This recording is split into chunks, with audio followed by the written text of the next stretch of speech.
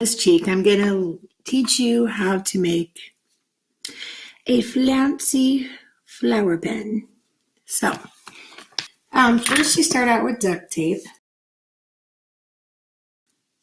gumballs, and then have this be the stem. I usually go with green on the stem, but this is what's happening. For the flouncy pen, you need wider triangles, so I'm going to do 3-inch. For the regular pretty pen, you just need 2-inch. But if I need 3 and I want to make about 15 petals, I do have this handy dandy cutting board here. And usually I can use an X-Acto, but if you just have regular scissors, that'll work too.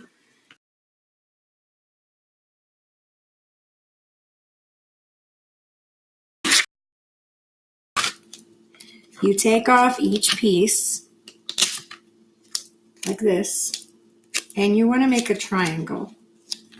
Now with these wider pieces, sometimes it's more challenging, but you need to leave some on the bottom there because that's how you stick it on the pen. So you make a triangle like this, and the sticky part's still there, and I just usually collect them right here on the ruler. So we go through and do all those, just making triangles like that. And if you ever get a little like area right there where you need to cover up, that's also where this extra piece comes in handy, because you can cut one and then put it on there to kind of cover up that area, which is nice.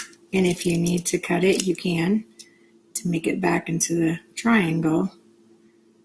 But this part will be showing the inside part, so you don't want to have a big old piece of white innards of a tape show.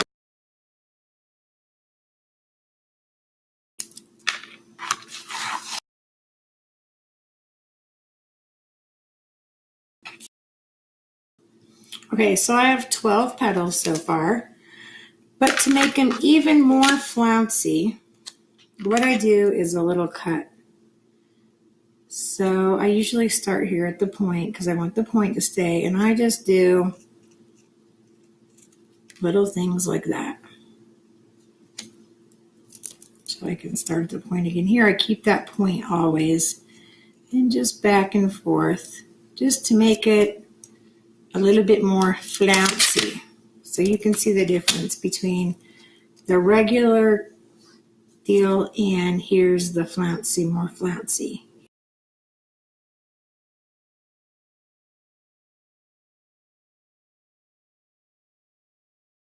All my petals flouncy.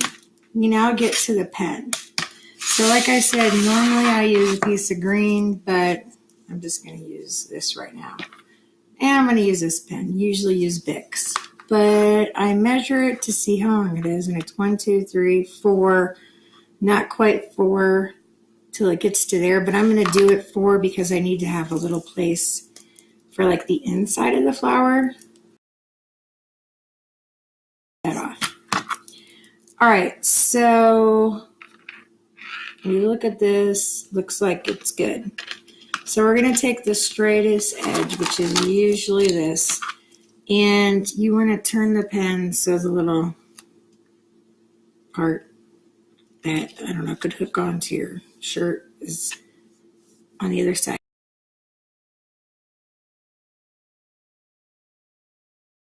All right, so now we have the stem, and we're going to put on the flowers.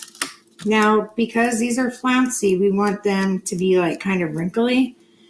So when we start about right here, but we're going to gather it instead of going straight.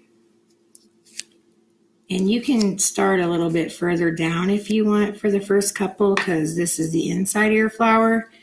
But you see we have that side. Now I'm going to go right here for this side. So I'm going to start over here and just kind of crinkle it a little bit as I go around. And if it doesn't stick that great right there, it's fine, because you're going to be putting on something in this part. So I have those two. So now I want to go to this side.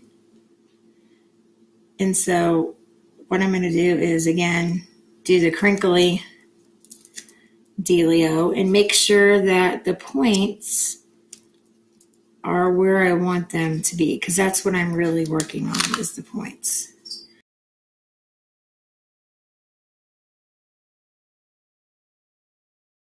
Put it over here to help that one kind of stay up.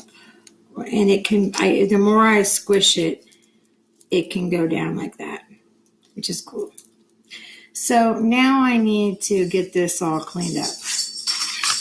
And you can either use the same as you do on the flower, or you can use the stem. It's up to you. But there's our flouncy pen, which, like I said, is different than the regular one. That's just straight. This is more flouncy. So I think I'm going to use the stem to kind of cover that up. And you want to make it look like the bottom of an actual flower. I'm just going to do like a 3-inch one here. And then I'll make it 1.5, and then I'm going to cut it like a sandwich going diagonal as well. So I just have a piece like that. So I've got these parts here. I'm going to make it so that little point goes up, and I'm going to really push this down so that that can secure my other tape. And I'm going to do that all the way around to make sure that my tape is secured and it's not going to fall off. All right, so as you can see now, my base is pretty secure, and I have my flouncy pen that I can just write with, and it's gorge, and it's green too. How beautiful is that? So, doesn't smell, but actually you can get smelling duct tape, which is cool. Anyway, this is my flouncy pen. I just demonstrated it for you. Hope that you learned some things and that you can make one as well.